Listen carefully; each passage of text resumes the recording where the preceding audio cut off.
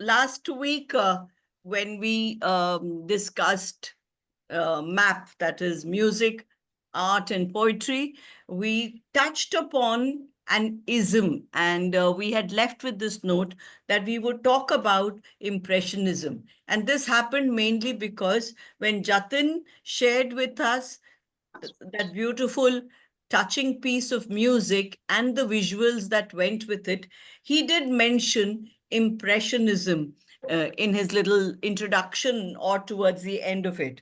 So we thought that we would today have a session, in fact, on Impressionism in all these three spheres, that is, in the field of music, in literature, as well as in poetry. Literature and poetry and art. So, Impressionism, what is Impressionism? How did it affect literature? How did it affect art in such a huge way? How did what Impressionism do to art affect literature and thereby music? So, all this in many ways is interrelated and interconnected. And interestingly, there are so many features that are being brought to light as I do my preparation for my sessions, that it makes me really think deeply that shouldn't all learning for that matter in school be more and more integrated, because we are actually all the faculties of learning, when they get integrated, such depth of knowledge happens because we are able to connect and understand better. So let's look at what is Impressionism, which became almost like a big movement towards the 19th and the 20th centuries, before Expressionism became more common. So, what is Impressionism? From the root word impression, we can all get an idea of what Impressionism is. And you can guess, I think, that Impressionism simply means leaving behind a kind of an image, or I use the word again, impression. An impression is created in the mind of the reader in the case of literature, of the viewer in the case of art, or in the case of music, viewer and listener maybe. And that impression that is created by the images that are created in that piece, by the feelings that it evokes in a person, by the senses of the person that it touches. So it is all about seeing all these, creating an impression in the mind, and then deciphering the meaning according to your understanding of it. Because the writer in literature, if I talk about only literature, in prose or in poetry, the writer creates these various images, creates pictures, visual imagery, and leaves the reader with this to decipher the meaning without going into extensive explanation of the situation. So it needs a certain amount of thinking in our own minds to understand, and then it becomes quite subjective. So this is a very distinctive feature of Impressionism, that the meaning that we arrive at in conclusion is quite subjective, because you decipher the meaning as per your own experience, as per your own situation, etc. Let me take the example of a few very famous writers in literature who were known as Impressionists. Many of you must have heard of the name of this famous novelist, Virginia Woolf. She was a great name in the field of Impressionism. And so was Joseph Conrad. Now, Joseph Conrad wrote this wonderful masterpiece called The Heart of Darkness. And I like to use that as an example today, we struggled when we studied it, we struggled when we taught it. Because when I studied it as a student, Heart of Darkness didn't mean half of what it meant to me years later when I had to teach it as part of optional literature to class 11 and 12. So, and it was a much hated book as a student because it was so difficult to decipher. But when one started understanding things from a different perspective as an adult, as a teacher of literature, then I understood the beauty that the author had created in this text of his, which is still considered very dark, deep. He talks about so many things in Africa, because the setting of the book is Africa, and a lot of descriptions of what the main character wants to convey about his suffering, about evil, is not through words. It's through analogies using the descriptions of nature. For example, when he wants to talk about this darkness in his mind, he uses the example of the dark mists which are caused or created by nature on the watery surface of a river. So that through that gloominess created by the mist, he brings out the gloominess and the darkness of solitude and evil in the text. So I hope you understand what I'm trying to convey, that the Impressionist authors, they convey meaning by creating impressions through their writing and through their paintings. And when Mr. Ghosh shows you images of Impressionist artists, and when he describes what Impressionism is as far as his understanding is concerned in the Impressionist movement, in the history of art, then this meaning will become a little better for you to understand, because it will take a different connotation altogether when this happens. Because, every time we interpret the meaning of something in a certain context, the meaning changes and it varies according to our understanding. I just like to read a bit of poetry here. This is by another poet who also was part of the Impressionist movement called R.S. Thomas. And these are broken pieces from his poem. It's not the whole poem there. But these lines talk about how he was so impressed by something that he saw in nature. And then what is the philosophical stance that he took, and what is the stance that is took in his own life in order to look at life. And so this is what he says: I have seen the sun break through to illuminate a small field for a while and gone my way and forgotten it. But that was the pearl of great price. The one field had the treasure in it. I realize now that I must give all that I have to possess it. Life is not about hurrying. It is not worth hurrying. So, he sees this field. The first time he sees it and he walks away and he's forgotten about it. But on an afterthought, he's reminded of these lines, which are straight from the Bible. This whole poem has a biblical allusion. And these lines that say, but that was the pearl of great price, the one field that had the treasure in it.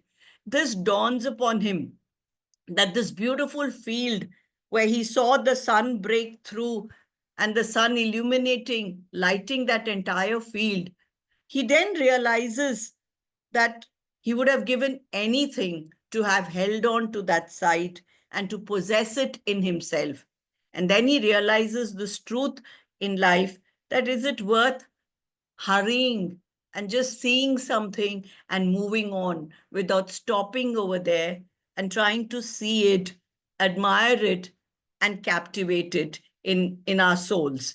So this is the realization he has. So if you see, it's an impression that he casts even upon us, upon our minds, the impression of that beautiful scenery and the impression of what happened to him and what led to the change in his own beliefs. So, this is what Impressionism is all about. And yes, authors like Virginia Woolf or Conrad, they take it to a different level in their novels. And we have poets like Sylvia Plath, or we have other poets who have been influenced by artists to create poems. Sylvia Plath was so influenced once by the work of Cézanne that she saw that she came out with a beautiful, almost like an epic poem on Cézanne's art.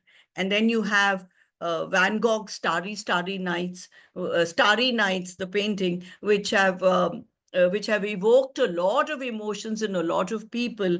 And we have a poet called Annie Sexton who has written a poem on Starry Nights. So that for later, I don't want to take up the time of the others also, because I would like Mr. Ghosh to tell us about Impressionism in art, because there it's something that we can relate to more easily, because you're going to see pictures and be able to decipher the meaning of Impressionism, I think, better than you will be able to do through an abstract medium like in literature. So we'll do that. I had a talk with Jatin, and Jatin is here with a piece of music which is also going to relate to Impressionism. So over to Subhashish, and he will now take center stage, Sandeep. Yeah.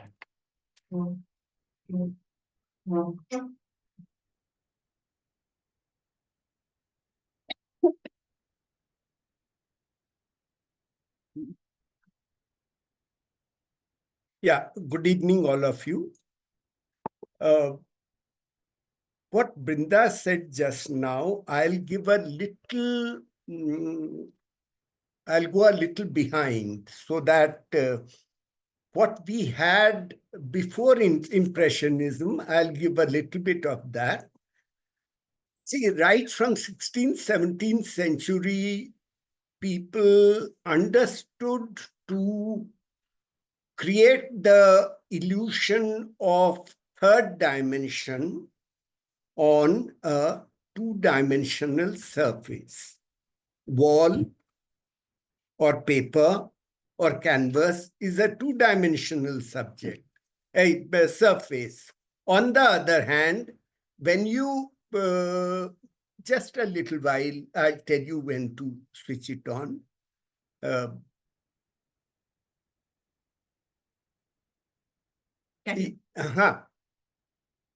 At that time, people were struggling to understand the technique of realistic painting.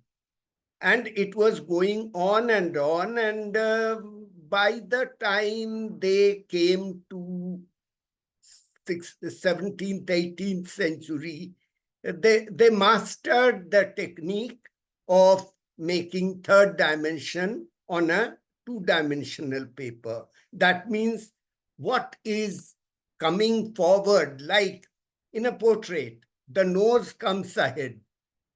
It was impossible before that. That's why in Egyptian art and early European art, you'll see they had painted side figures.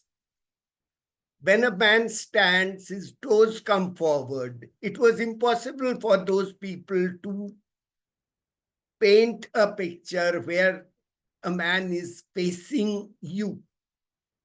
But after all that struggle, they mastered that craft, and then they started making realistic paintings. It was like photograph. Now, there is a limit of all that also. You can be exactly how it is. But how long can you do the same thing over and over and over again? One.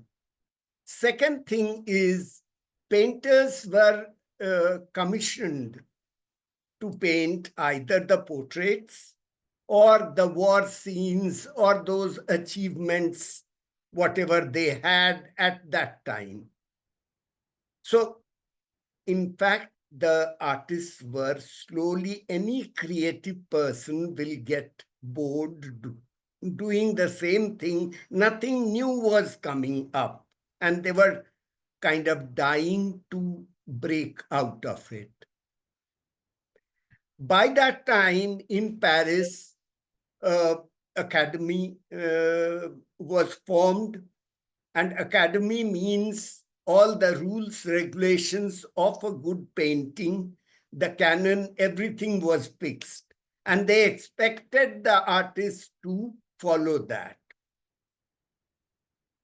Yearly one exhibition, and in that exhibition, they used to select the paintings which are which pass through their canon.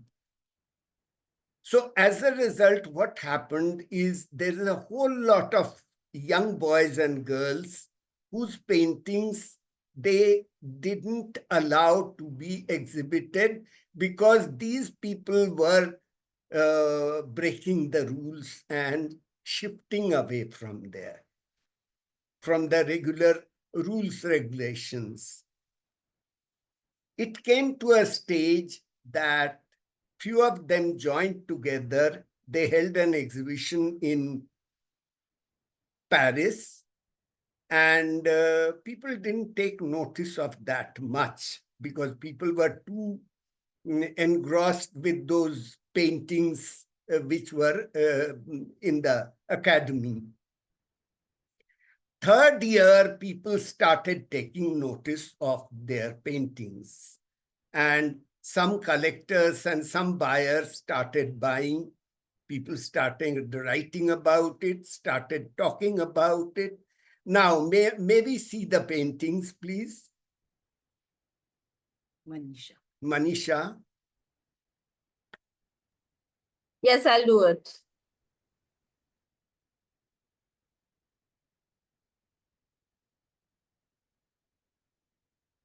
Full screen, please, if you can.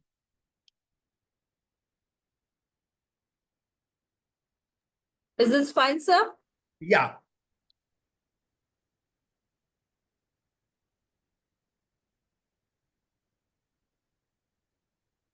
Yeah, okay.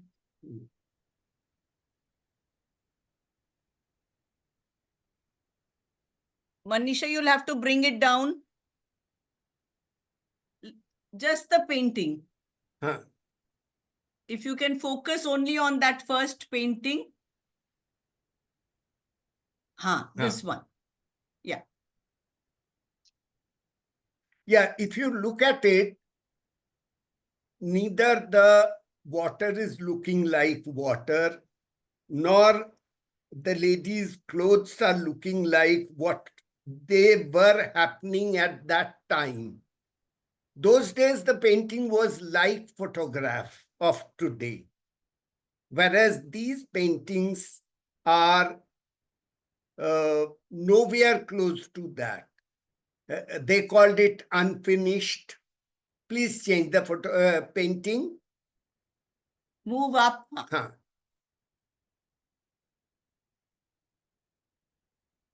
Yeah, again, these paintings are not, this is another painting which is not anywhere close to realistic photograph. If it is a camera photograph of this scene, it won't look like this. You can make out. Neither the colors like this nor the figures look this way. Let's go to the next one.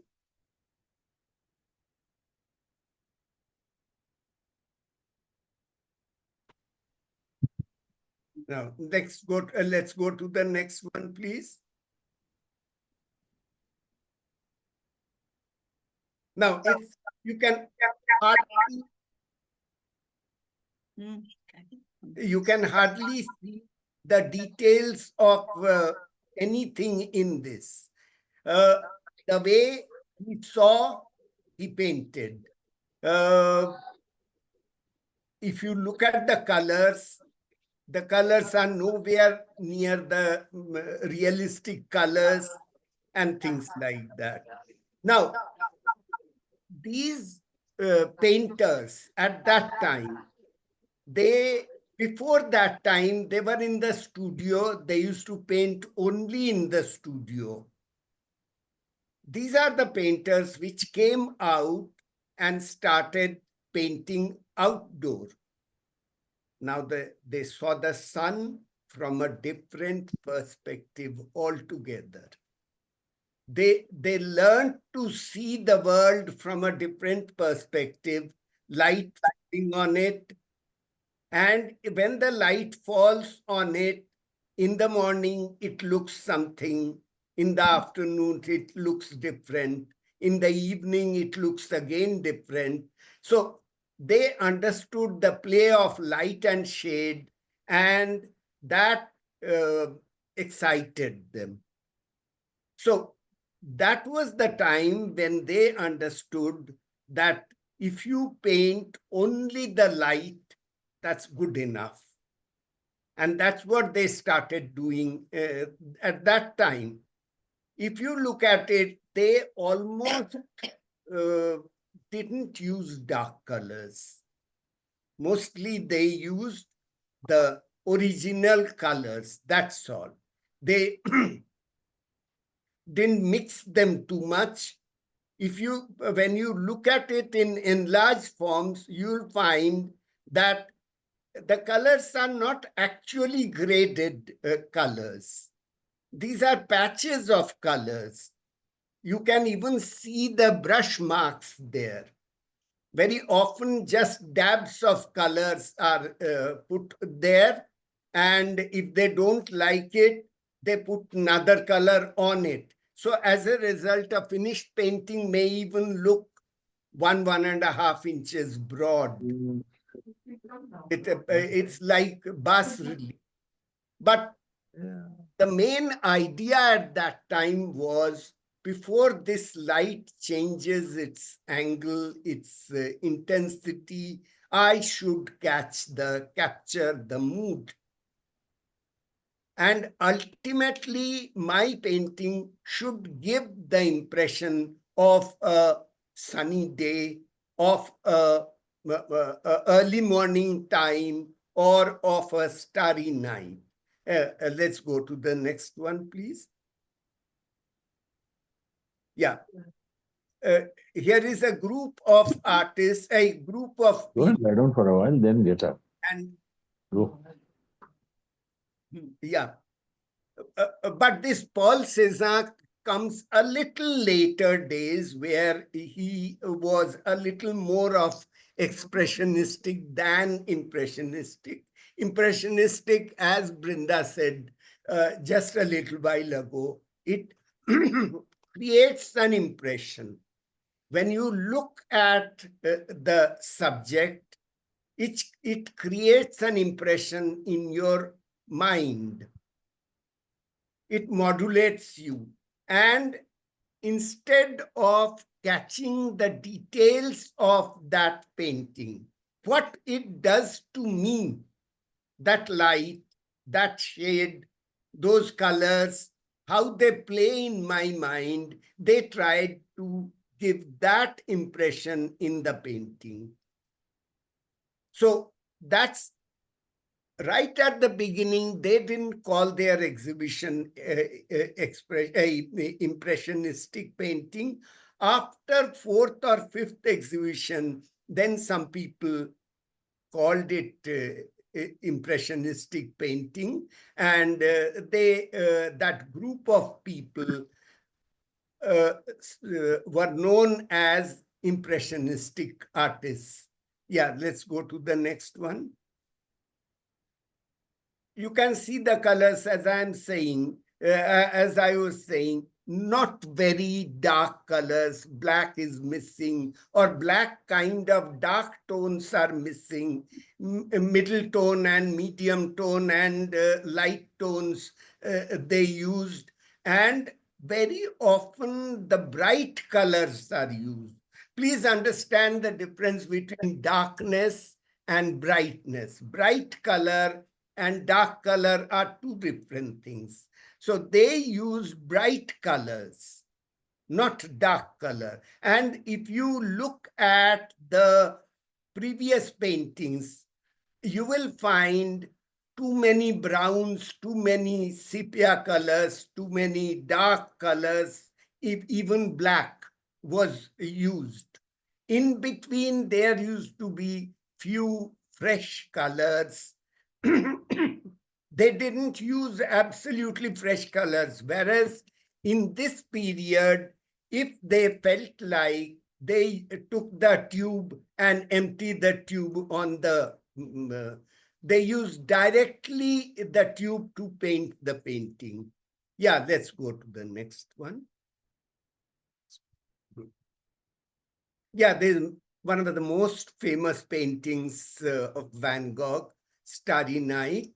And here again, what this is, etc., is not so important. The important thing here is that starry night, what kind of impression it may have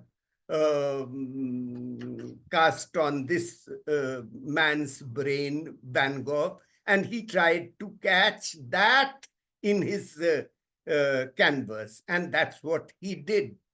Now, there were about 7-10 artists at that time, and they were doing the same way, the kind of work you saw. They were not, the edges are not sharp edges. It's not that they have drawn the outline and then they've filled it up with the brush. They use their own style of brush. If you see Van Gogh, he just put short strokes, horizontal and vertical, or spiral strokes. He used strokes. There were painters who used only dots. There were painters who used small dabs, which, as many critics say, they look like commas. So everyone just put the patch of the color. They didn't mix the colors from dark to light or light to dark. These were the salient features of this particular style of painting, this particular style of method of thinking. Slowly, this converted in another 6-7 years, it started going towards a little more maturity, where thinking and their heart and their feeling also started coming, which was known as post impressionistic period. And from post impressionistic period, then the expressionistic period, this Van Gogh's painting and few other. Next time I'll try to collect these things so that we can show it a little more clearly. Expressionistic. Yeah, you can go to the next one. That's also Starry Night. Starry Night. Yeah, let's go to the next. Yeah. So I think it's a little brief introduction of this particular style of painting. It would be interesting to see the paintings for yourself. You can Google it, or in those places, all the paintings are given, and much better way those are shown in it. Right? Thank you. Any question?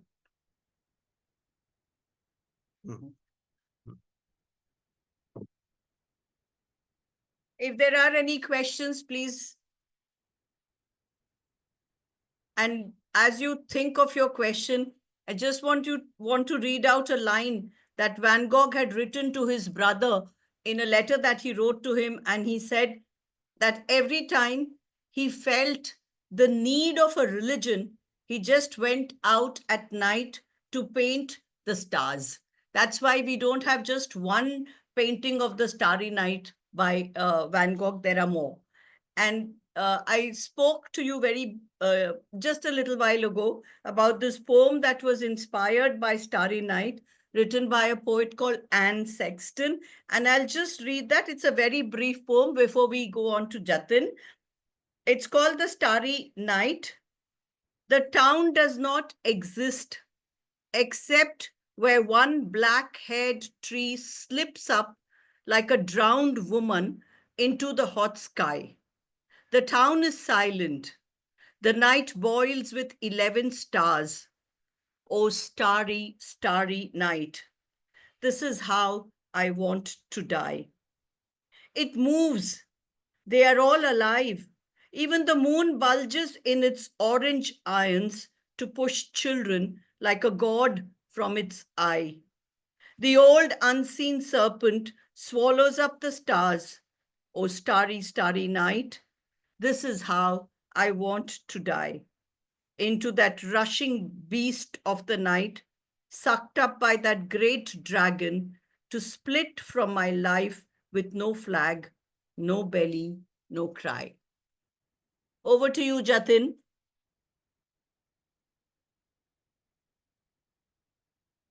Are you here, Jatin? Uh, Is he Ma'am, here? I think Jatin sir is not here. He's not here, but he did say he'll join. No, ma'am, I didn't saw. Ma'am, I Manish? just had a question, ma'am. Yes, Shita please. here. Ma'am, I had a question for sir. Yeah, yeah, please. Sir, Yes. actually, we are also planning to do this art integration along with music for our grade 5 and 4 children in English. Okay, we are having a literary week, so we were planning to do the same. So just wanted to know that I had a word with Jatin sir also, and he told me that he's given us a music piece.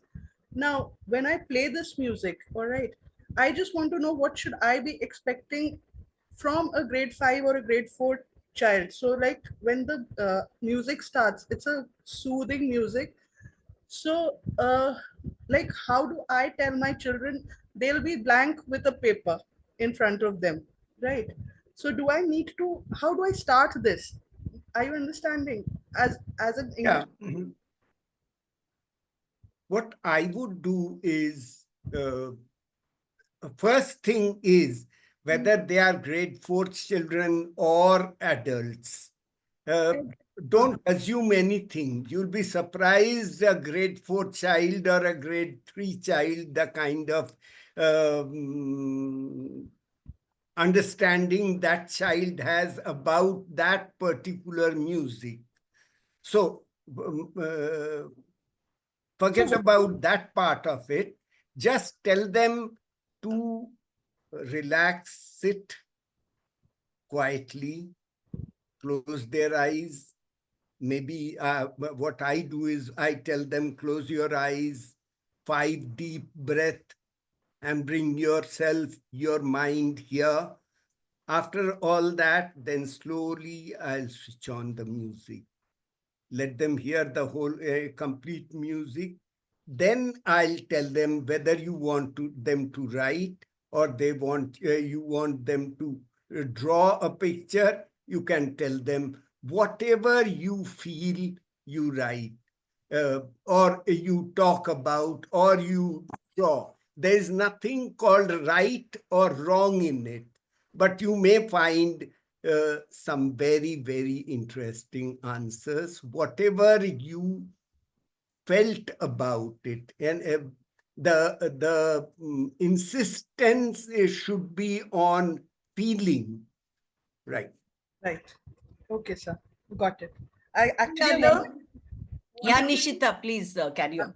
I just wanted to take it forward. So I just wanted, how should I take it forward? Because, you know, we come up with a list of instructions, but then I didn't want to instruct anything to my children. But then what should I expect was my confusion. But yes, sir, I'll follow this what you said, and let's see what happens on Monday. Yeah. Thank you so much, sir. Thank you. And one more thing, if Yes, you do a thing like this, not once, maybe every week, 2, 3 weeks, if you do, you'll find even them a little more thinking and understanding what they should be doing. Right, right, sir. We'll do it. Thank you so much, sir. Welcome. I think, adding on to what Mr. Ghosh said, for others also who are planning to integrate and do sessions like this, it's actually, Nishita, it's a wonderful idea to think about doing something like this. But I think it's very important to sensitize the children before you start something like this. Yes. You need to tell them, give them a little background to why you want to Warming up. do it, and don't suddenly start it. So prepare them initially and tell them that this is what we want to do and we want to see how this is going to work.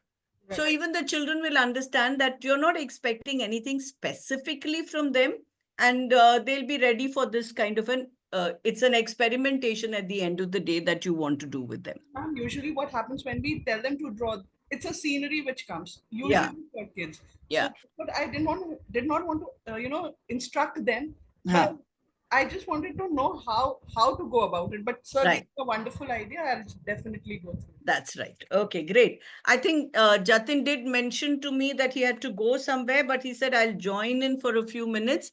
I think he's here. Jatin, welcome. And if you can take this ahead, we've just had a discussion on Impressionism in literature as well as in art. And if you want to add something as far as uh, music is concerned, like we discussed in the morning today. So if you're ready, then you can just go ahead.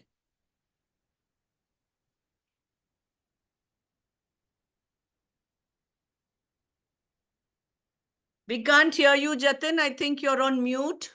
Oh, perfect. Now I hope I am audible. Yeah, you are. Yeah. So since we are discussing about the art and the impressionism, so there is a composer on which we worked on a little bit. His name was Eric Satie, and in the last class when I was discussing about Debussy was also inspired by the Eric Satie. So here's a small composition. Just give me a second.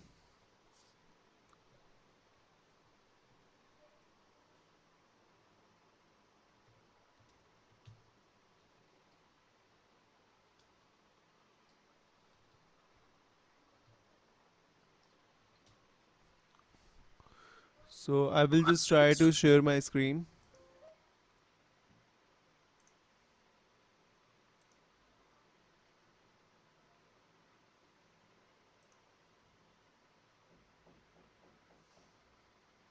Okay.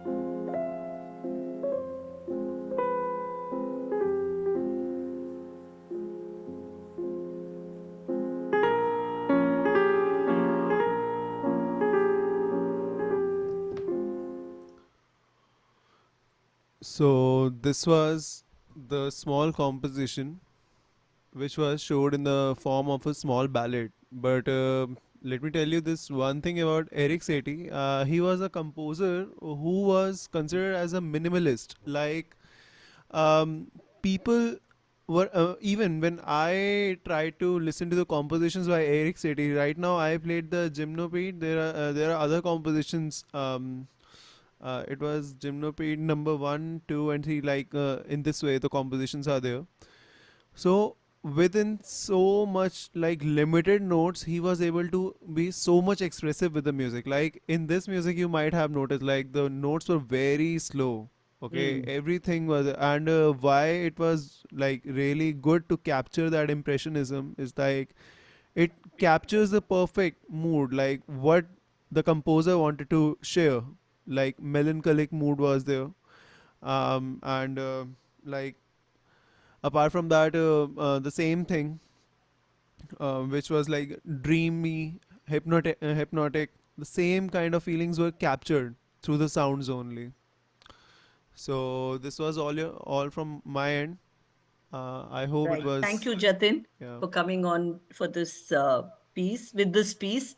And maybe in the next session, we could start with you taking us through other, I read about technicalities even in impressionistic music, which talk about color. There's something called color, which is the timbre. So maybe you would like to focus on timber and why is it called color at times, and you could educate us on that too. All right. Next Yes. session, because we are almost at the end of this session. We've just got about a minute left. If there is any thought that anybody wants to share right now at the end of the session, please do so. Sandeep, would you like to address us before we close today? Thank you, Brinda. What I find and which is really appreciable is how sensitive the art of teaching is. Hmm. And from today's session in particular, when we were talking about Impressionism, it conveyed to me how one really has to be very, very careful as to how you go into a class. Like Nishta said, everyone draw a house, which is but Hmm. natural, or everyone draw a scenery, which is but natural. Now, Ghosh sir said very interesting thing. He says, don't indoctrinate. Hmm. And when we do indoctrination, we actually kill Impressionism. Absolutely. So We it's a very kill difficult by, balance between how do you guide, how do you mentor, and how do you let dreams flower. yeah. I think Mr. Ghosh wants to say something, no? Okay. Yeah, that is the main thing here, Sandeep, that how do we let the children bring out the true expressions that they want to actually share? That's what should be the idea of introducing them to all this. So let me finish again. Since I talked so much about Joseph Conrad, I'll end the session. I'll end this session by the words of Conrad, which says that he wrote so that by the power of the written word, he can make his readers hear, make them feel before he can make them see. It's a beautiful expression that the power of the word should make you hear, make you feel, and before everything else, make you see. That's Impressionism. Yes. Thank you so much, Thank, everybody, for being here. Thank you. Thank you. thank you, Jatin sir. Thank you, Brinda Thank you ma'am. so much, everyone. Thank Sahab, you. God bless you all. Thank you so much. Thank you. Bye bye. Bye. Thank you so much.